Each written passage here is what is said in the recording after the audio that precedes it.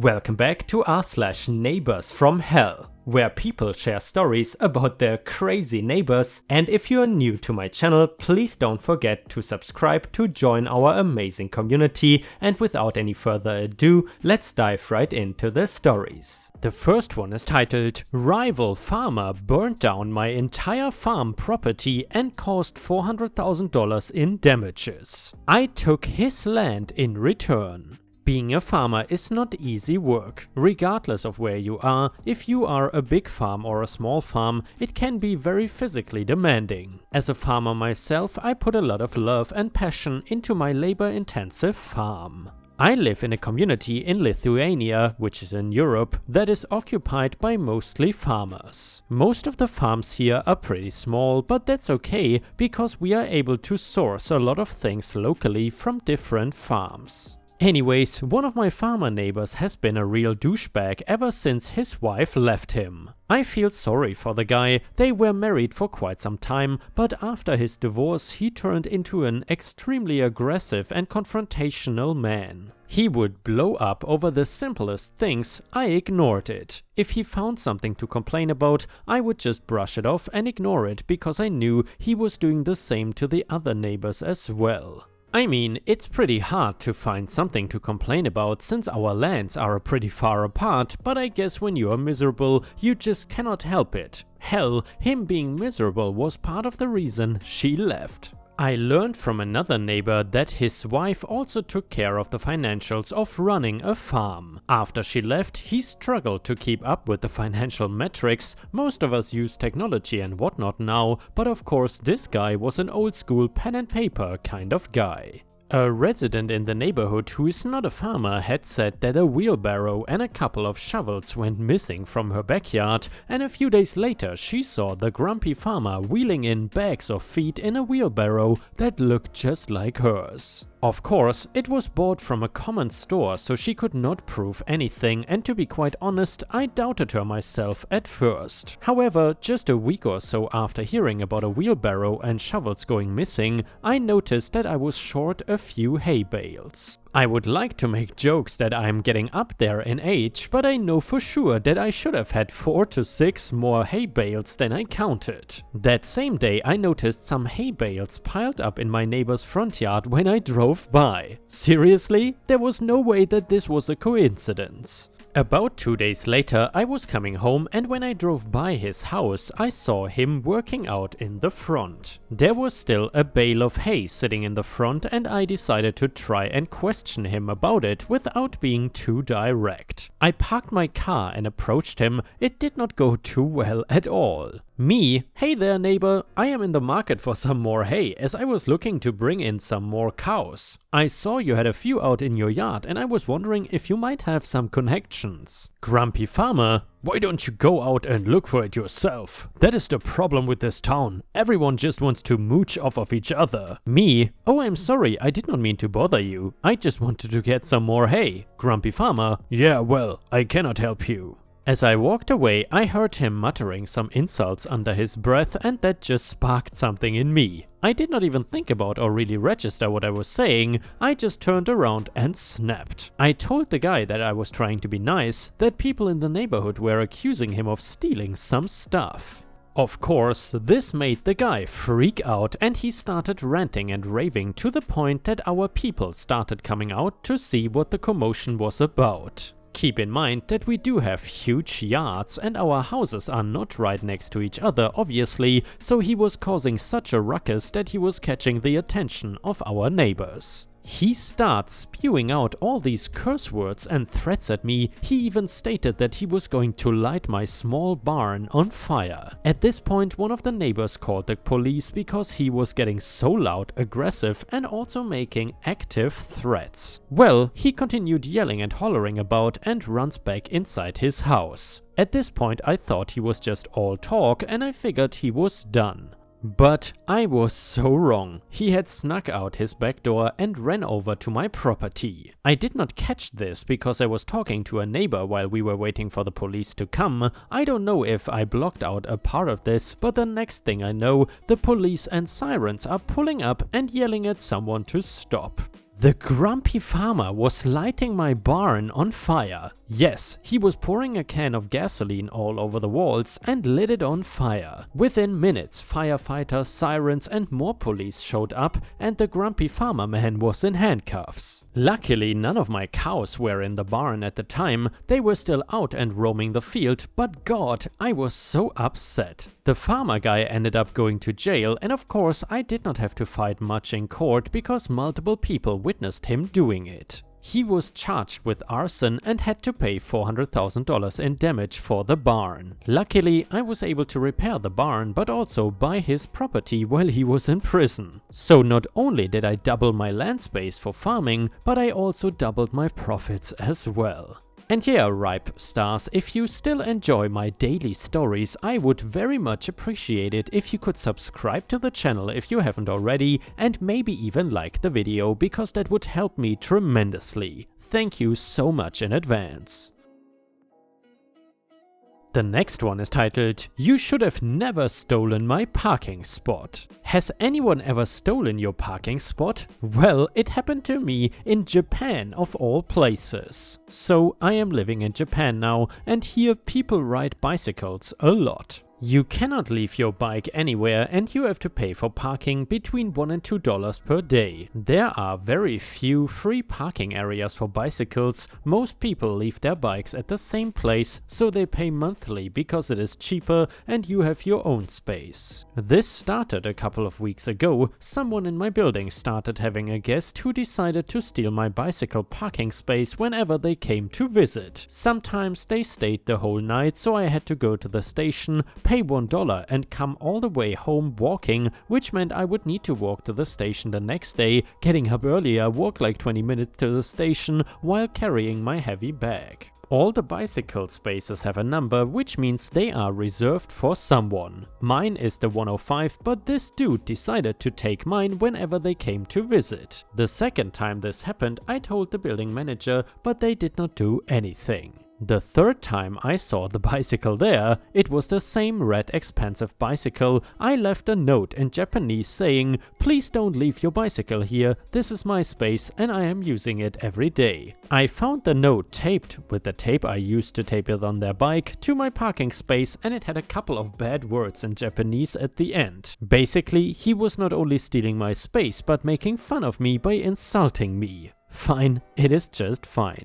I probably would not have done anything about it if he had not written those words, but this triggered me and got the worst in me. This person did it again a couple of times, so I knew this would continue. I was thinking about buying another bicycle, a better, more expensive one I could use to go on cycling trips, so a good chain/luck was needed anyway. I bought one of the thickest they had at the store and decided to try its efficiency. I locked his bicycle the next time I saw it there. It has not moved for the last 7 days. There were 2 notes. The first one was a very aggressive one with more bad words and threats about going to the police, which I don't care, let's go that way buddy. Second note days later was an apology and they begged for me to unlock the bike because they tried to break it but they couldn't. I guess he has learned his lesson. I'm pretty sure he won't do it again, but I just want to enjoy this feeling of victory a couple of days more. I will free it in 2 to 3 days again, I guess. By the way, in order to keep my name out of any legal issues, I changed parking lots. It's not as close as this one, but I could come back in a month or 2 and I would be getting a new space, so it would be okay. Also, I left a tiny and very discreet note saying I will free his bicycle in exchange of $100. I wanted to ask for more, but probably he wouldn't pay it. I wrote, "Tape the bill under the seat." I'll wait a couple of weeks, and if he doesn't pay, I will take it out at night, as far as possible from the place, steal his seat, cut the brakes and tires and all the other small pieces I can get or destroy. I cannot steal the bike and dump her somewhere else because he locked it, so I would need to carry it. The lock I got is the thickest and one of the most expensive in the bicycle shop. You cannot cut it with normal tools because the thing is as thick as my finger. I'm pretty sure you need some kind of industrial tools to cut it. It would be easier to cut the parking device because the metal is thinner there. And by the way, Ripe Stars, I'm curious, has anyone ever stolen your bicycle? Because I remember in the past I saw a documentary about pretty much professional bicycle thieves, and they said that it is almost impossible to protect yourself 100% against bicycle theft because these thieves are just so good and so efficient with breaking these locks that you just cannot do much against it. However, I'm not sure nowadays because that was like 5 years ago, and maybe since then bicycle lock technology might have improved. The next one is titled, I Got Him Fired. Hey Reddit, today I wanna tell you my story. This happened a long time ago. I used to work at a hospital data center in the network operations group. This was one of those jobs I would not recommend to anybody. Honestly, just don't ever apply for a job like this. We physically sat in a room 24/7 next to the servers to make sure things did not catch on fire, monitored for alerts, and did routine things like swap out tape backups, but it was pretty simple work. This was ostensibly a tech job, but there were people who had been there for many years back when you had to change out printer paper and run a command from an IBM mainframe. It was really on specialized hardware and software that was difficult to apply elsewhere, so it had become a dead-end job. And because there were people who were not tech savvy at all really, we were not given much responsibility. You cannot tell some people they can log into a server and others not, so we were reduced to the lowest common denominator. We were a network operations center where nobody was allowed to interact with any network equipment. Lowest common denominator, you say? Meet my new supervisor. Karen, not her real name but definitely her real spirit, had been there for over 20 years and got the job solely based on seniority. She was a sociopathic narcissist and one of the most unpleasant people I've ever encountered. Shortly after I was hired, we were bought by another hospital and combined data centers. Karen was demoted to shift lead and had to work with us in a 24/7 rotation. She was very bad at her job and our responsibilities diminished to very little. We had no agency to fix any problems of our own because it had to be a problem that Karen could solve, and Karen was both lazy and stupid. After a couple of years, I was promoted. On my first day after they announced the promotion, she said, "You will fail," just straight to my face. But she had a powerful tool at her disposal, the hospital bureaucracy. Since the place was unionized, the hospital had a just cause firing policy instead of an at-will policy even for non-unionized employees. This is, I think, generally a good thing. But on the edges, it set up ridiculous situations where it was impossible to lose your job unless you were really egregious about it with repeated violations or you showed up drunk and high. We had someone steal computer equipment and they kept their job. It was nuts. And Karen had been there for nearly 30 years, so she was not getting fired without a lot of work. Anyway, that's okay, she was terrible at her job. One of the most important things about the job was monitoring for an alert which would pop up, and there was a procedure that we had to go through in order for some data to go through. If we did not do this, then a nurse would not get their lab results back. So, in one case, an alert came in, Karen saw it, and then decided to keep browsing the web. Because of this, a patient from the cardiac ICU was going into surgery, and the doctors and nurses operating on the patient could not get a white blood cell count. I'm not a doctor, I just work in a building with lots of them, something very dangerous anyway for this patient, and the patient died. This still did not get Karen fired. The reasoning from HR, well, it did not directly lead to harm. And she did not even feel bad about it. Just a complete soulless sociopath. I'm real pro-worker in general, but some jobs you just absolutely have to. I was so mad, she had to go. I kept a paper trail of everything she messed up on. It was not nitpicky, literal life and death stuff here. Verbal warning, first written warning, second written warning, final written warning, termination. A slog, and I would rather spend my time doing anything else, but that's the way it went. Then she figured out she could work the system. As she approached work Armageddon, termination, she would tell HR that she was being harassed. The person harassing her was different every time, which would trigger a mandatory investigation. This investigation took about 6 months, they would not find anything, and we would carry on. Except these warnings, they had a 6-month expiration, so she could always reset the clock when it got close.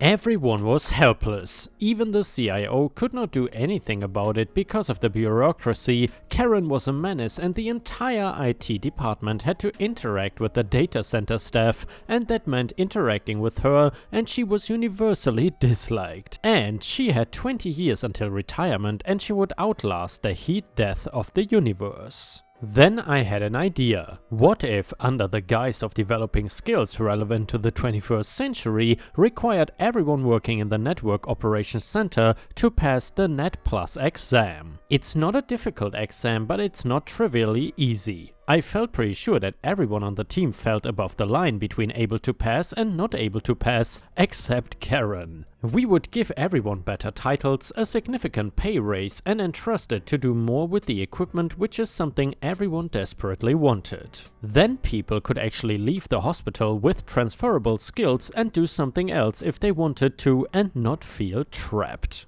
I spent 3 years in meetings with HR, with my director, with the CIO, with HR again, job description meetings that took 6 hours to tweak small wording. Hundreds of hours in meetings, red tape hell. Absolute red tape hell. Do you have any idea what it takes to approve a significant raise in a bureaucratic muck factory like that? But the raises were crucial because it would absolutely not be fair to ask this of them. Pass a test or lose your job without a large carrot attached would lead to mutiny. And then it got approved. I also wrote the exam requirement into my own job description. It was important to still be able to do the job and not let my skills lapse just because I was promoted. And also, this meant I could cover for people when they were on vacation or sick. Plus, I also got that sweet pay bump. It went over well. I was nervous, but the plan made sense and I was able to communicate that people would be more marketable. The job would be more interesting, and most importantly, they would be making 20% more than they were before, and I think it really helped that I also gave myself the same requirement when I absolutely could have chosen not to. The hospital would pay for off-site training, they would still get paid their full hourly during the training, including shift differential for second and third shifts. We paid for all the materials. I scheduled 8 hours a week for people to go someplace quiet and study. The job itself had a ton of downtime so people could study, but this was formally carved out time anyway. We paid for the exam, and if they failed, we would pay for the second attempt. We were given 8 months to pass the test, so this is how it was for the 8 months. I did not want Karen to have any excuse whatsoever and somehow convince HR that this process was rushed or unfair. Everyone passed on the first attempt except Karen. Karen did not pass her second or third attempt, a bonus attempt. Karen, being the classic narcissist, thought this was somehow all about her, that this was a vast conspiracy engineered over multiple years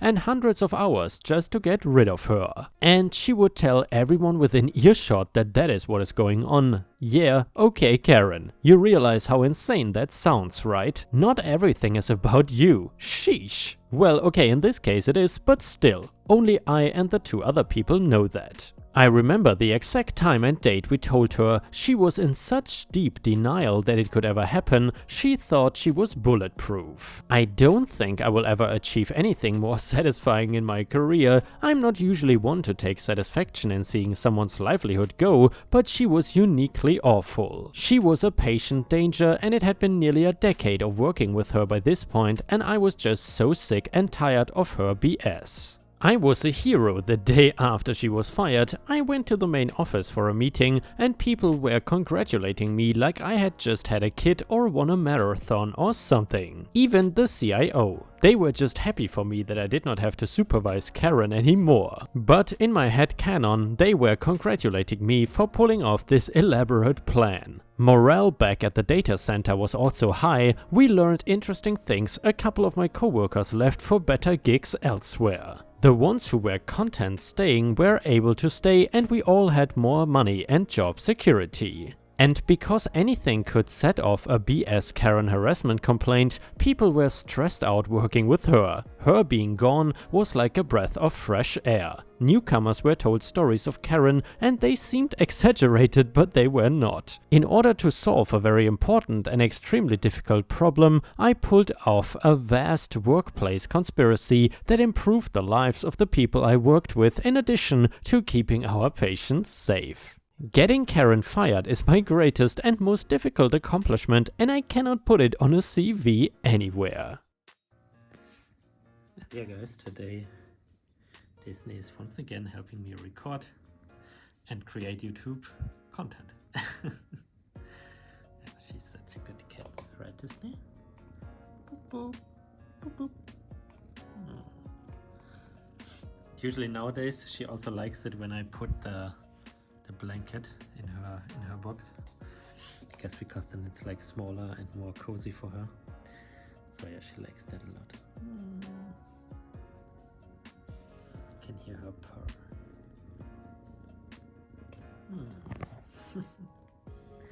Disney, time to sleep. Time to sleep while I'm recording. Okay guys, I don't want to disturb Disney too much. So thank you very much for watching, and I will see you again tomorrow. Good night, Disney. And ripe stars, with this we have reached the end of the video. However, if you still cannot get enough of my content, then I would highly suggest to check out my endless binge watch playlist, which will soon show up in the left corner of the screen. In addition, I would really appreciate it if you could not only subscribe to the channel, but also turn on the bell notifications, which you can do by clicking on the little bell icon right next to the subscribe button. This will help my channel tremendously, and this will make sure that you don't miss any of my videos. Furthermore, if you want to see additional ripe content that I don't post on YouTube, then I would suggest to head on over to patreon.com/ripeyoutube for more than 50 exclusive videos that you will not see anywhere else. Thank you so much for your amazing daily support, and I hope to see you again tomorrow.